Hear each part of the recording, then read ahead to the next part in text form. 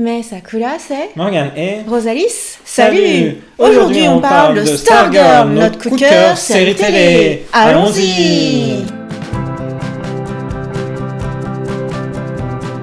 Alors, après avoir parcouru toutes les séries d'ici, et surtout avoir tout rattrapé après le Big Crisis on Infinite Earth, on s'est attelé à une série que tu m'as dit, c'est la série d'ici qu'il faut absolument découvrir.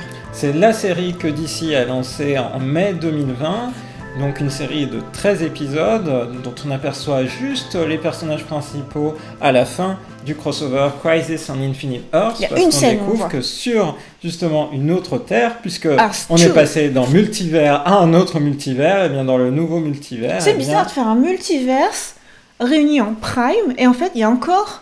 Et oui, il y a encore d'autres d'autres planètes, il y a d'autres terres, il y a d'autres univers, et il y en a un C'est un où il y a drôle de justement reboot. Stargirl. Ok.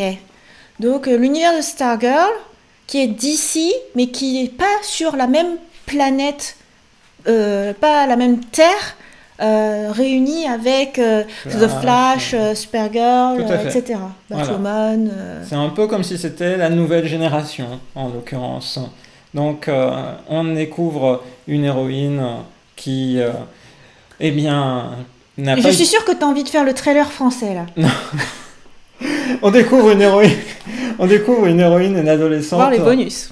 Une lycéenne qui emménage avec sa famille à Blue Valley. En fait, elle emménage avec son beau-père et du coup le fils de son beau-père et puis sa maman pour une nouvelle vie de famille, mais aussi une nouvelle vie tout court dans cette ville de Blue Valley qui est la ville dans laquelle avait grandi sa mère.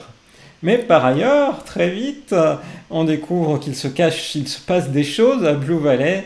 Et c'est peut-être bien là le repère de la Injustice Society of America, et bien la Ligue des méchants dans cet univers-là, qui a décimé 10 ans auparavant la Justice Society of America, dans laquelle il y avait Starman, dont l'héroïne Courtney est persuadée d'être la fille.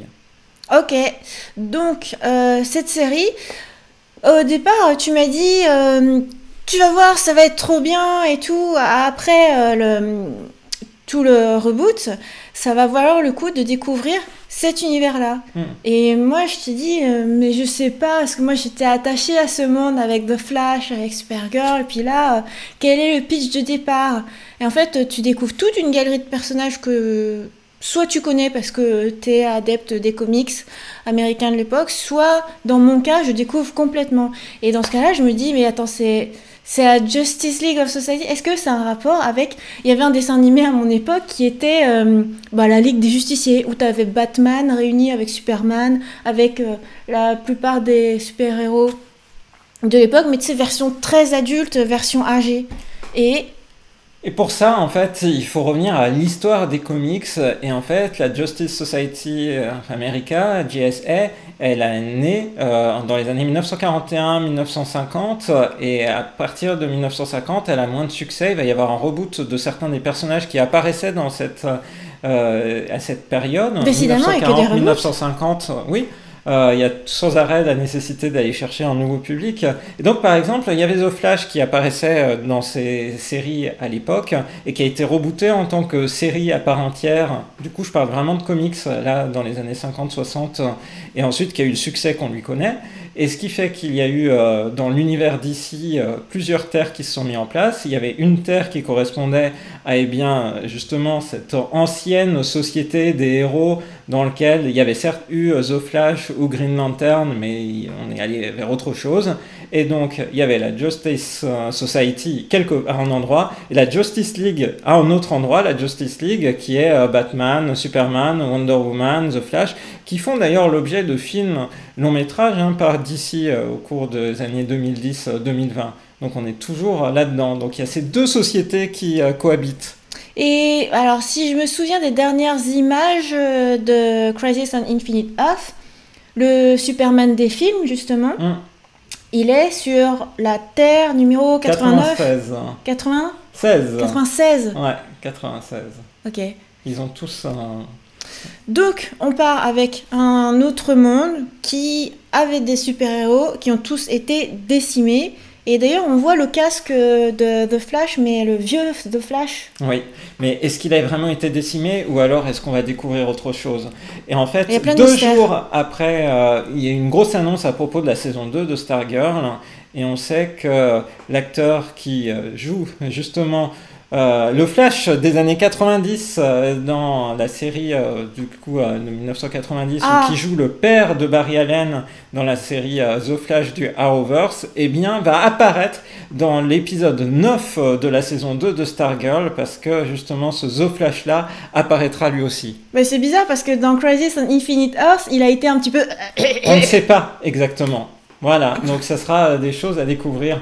J'adore en fait combien il joue avec les personnages de la même manière que c'est fait le cas dans les comics, avec des liens d'une série à l'autre plutôt bien pensés. Ça sera quelque part le premier, peut-être crossover de Stargirl. Ça fait plaisir dans cette année 2021 où normalement il n'y a pas de crossover d'ici. Donc moi je trouve que c'est très très Oui.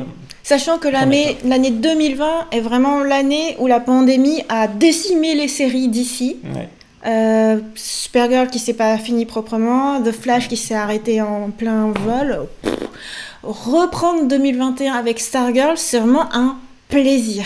Et donc cette série, pour parler plus précisément d'elle, elle est très jouissive parce qu'elle est fraîche, elle est centrée avec des jeunes héros ados. Tu vois, c'est pas... par exemple, Supergirl, tu commences, elle est dans la vie active. Même Barry Allen. Et là, c'est vraiment des jeunes lycéens qui ont leur vie en devenir. Voilà, en quête d'identité, en quête de tout ça, avec tous leurs problèmes adolescents, familiaux, lycéens et tout. Et qui, en plus, se découvrent une quête avec des accessoires à super pouvoir. Ça, c'est ce qui est intéressant finalement, c'est que tu vois, t'es pas nativement, tu ne nais pas super-héros, mais tu le deviens parce que tu le décides, quoi. Je trouve que c'est un postulat super différent d'autres séries. Tout à fait. Voilà, chaque épisode est hyper rythmé, ça va très très vite. T'as une série qui est très dense et c'est très surprenant justement comme rythme parce que t'as pas des genres de fillers ou juste des épisodes qui sont là un peu pour l'ambiance, pour que tu t'attaches au personnage ou quoi. Non, tu vas à toute allure dans tout ce qui est, par exemple, au début, quand tu vois l'héroïne, Courtney, tu dis qu'elle va vivre une histoire de famille recomposée. Bon, ben, vas-y, t'expédies très très vite le truc. Comment elle découvre ses pouvoirs? Paf, tout de suite, elle découvre sa baguette, elle en prend possession, elle est tout de suite très agile. Voilà, elle rencontre tout de suite plein de personnages, des alliés, des ennemis et tout, et c'est vraiment très waouh, tu t'en prends plein la figure tout le temps.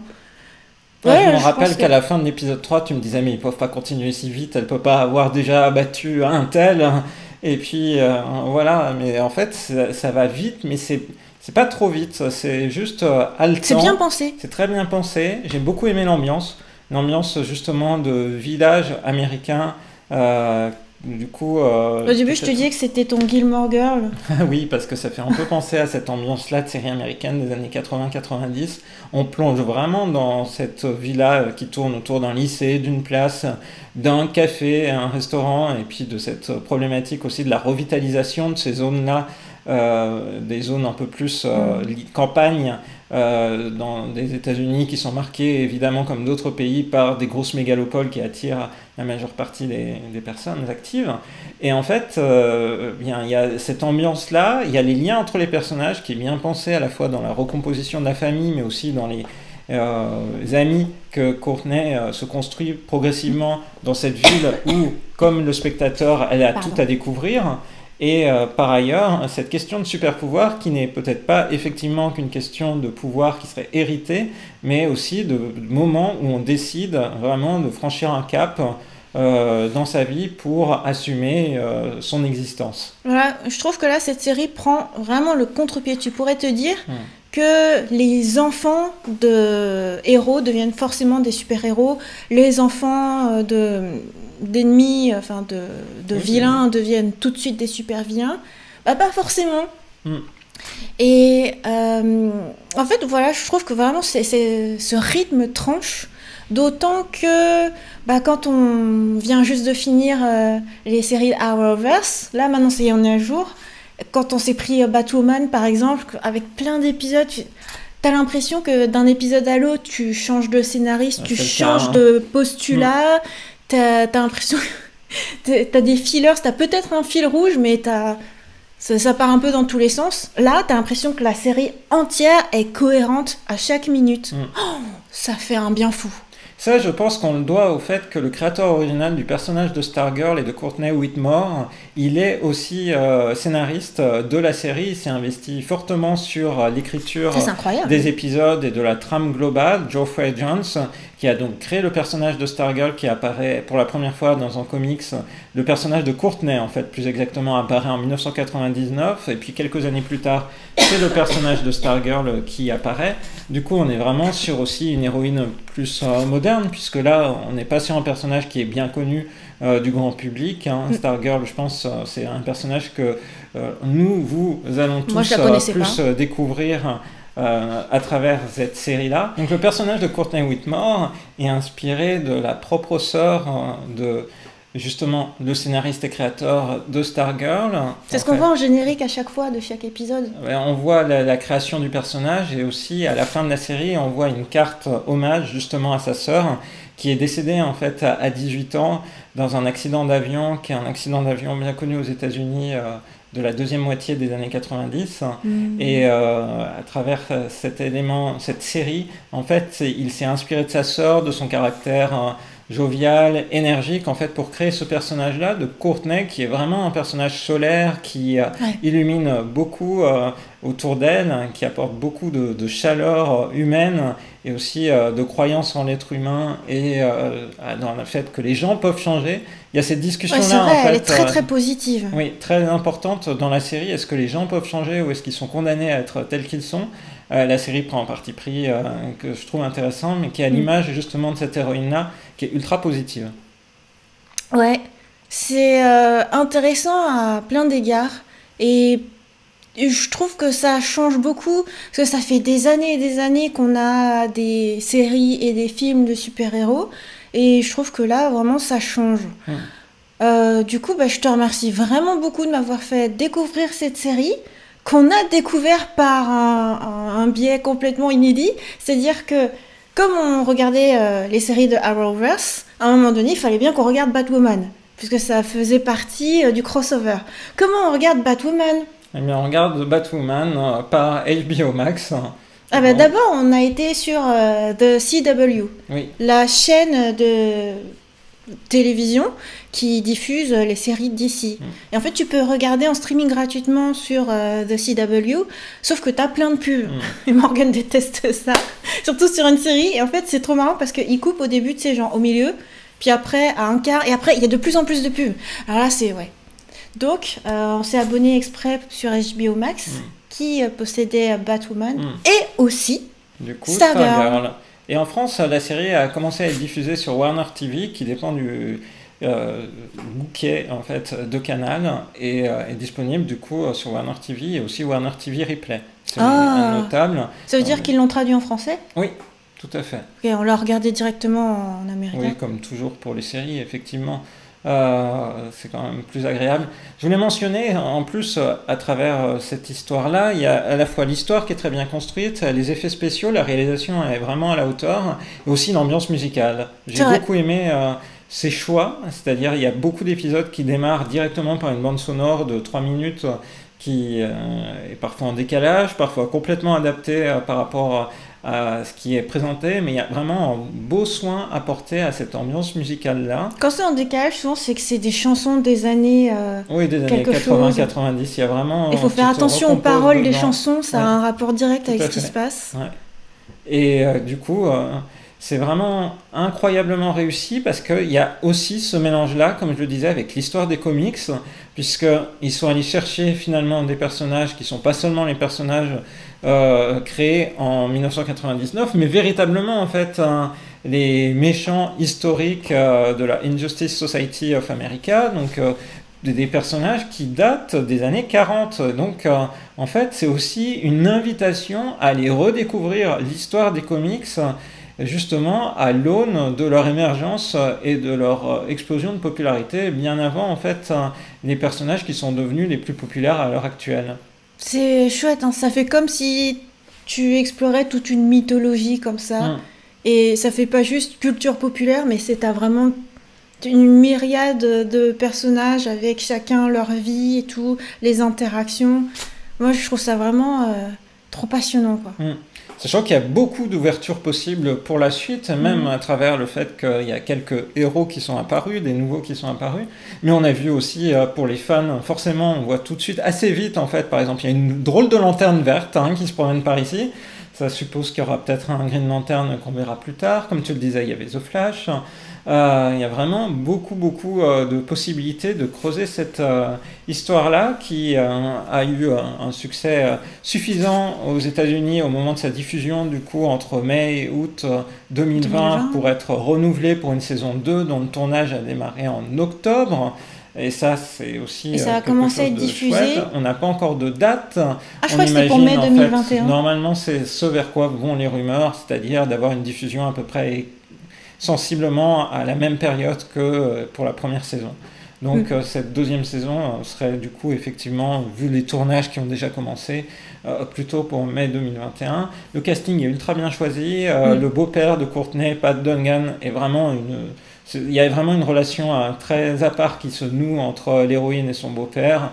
Et cette question de la parentalité est vraiment abordée aussi de manière très fine. C'est vraiment aussi un titre. C'est ça, il y a plein de sous-sujets qui sont très bien traités. Il y a plein de sujets qui sont bien traités, jusqu'aux motifs qui guident en fait les super vilains qui méritent vraiment en fait qu'on s'y arrête, parce qu'il y a vraiment des moments où est-ce qu'ils sont vraiment vilains ? Est-ce qu'ils sont vraiment vilains en fait ? Qu'est-ce qui fait qu'ils sont vilains ? Ça interpelle, c'est vraiment bien amené. Ça m'a rappelé un peu Lena Luthor. Oui, c'est vrai. C'est le même type d'interrogation, effectivement. Quand est-ce que...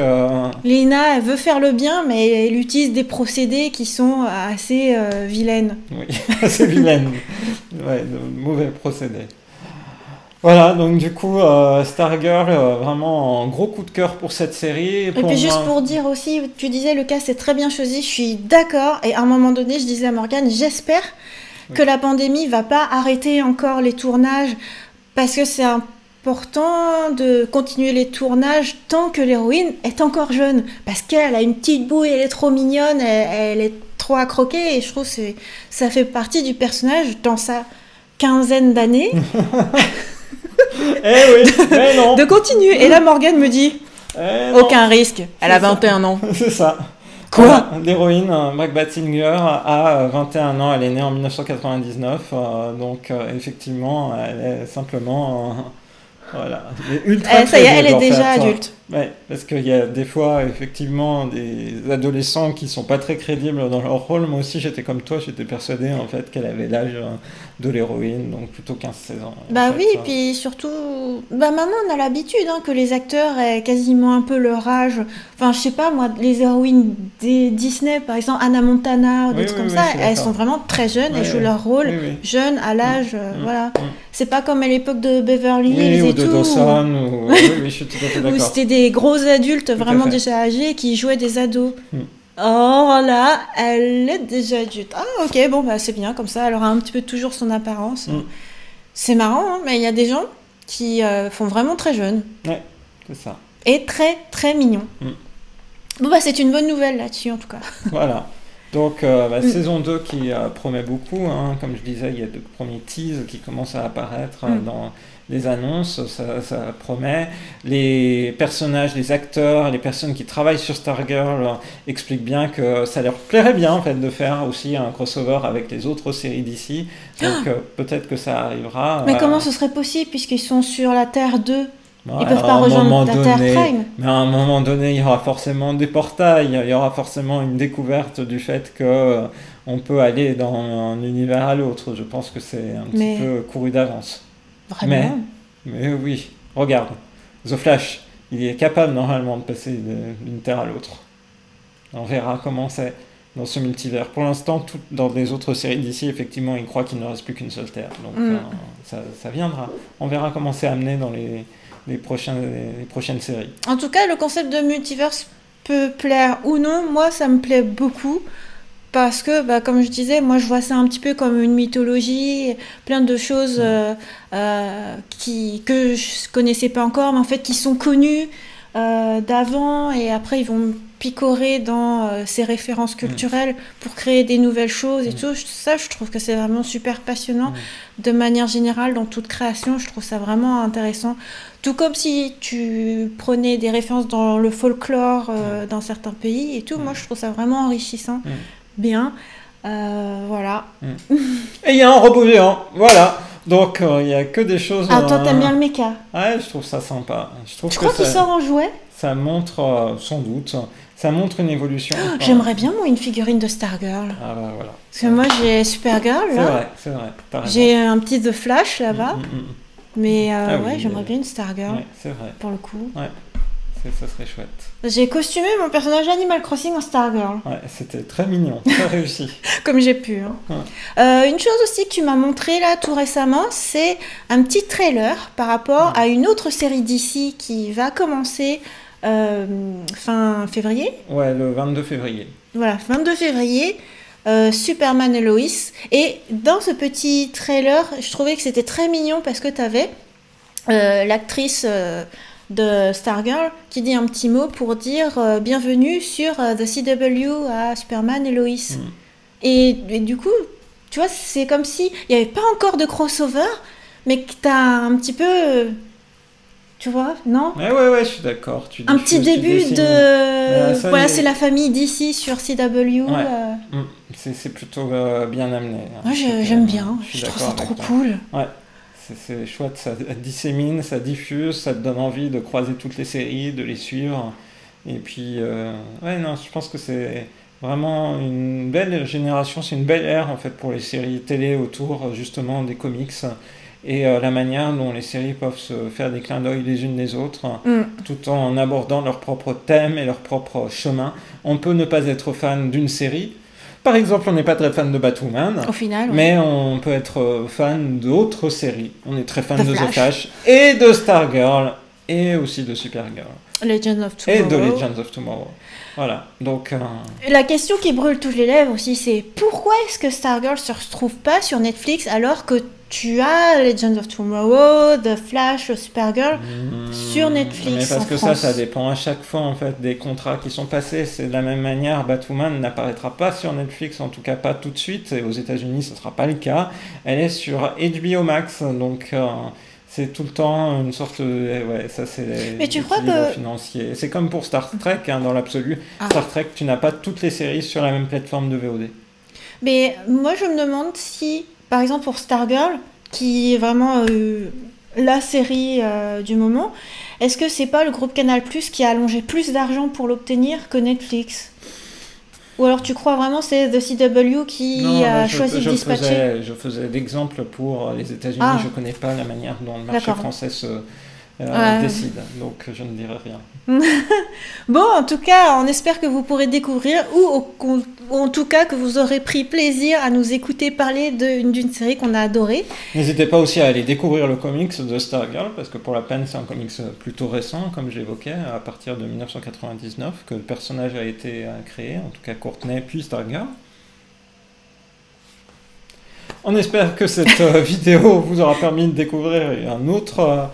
coin de cet univers foisonnant que sont les comics et leurs adaptations en série, et on vous donne rendez-vous à très bientôt dans une prochaine vidéo sur la chaîne de Rosalis où on va parler par exemple des séries qu'on a terminées. Tout à fait, et donc on aura l'occasion de revenir sur certaines des séries qu'on a évoquées aujourd'hui.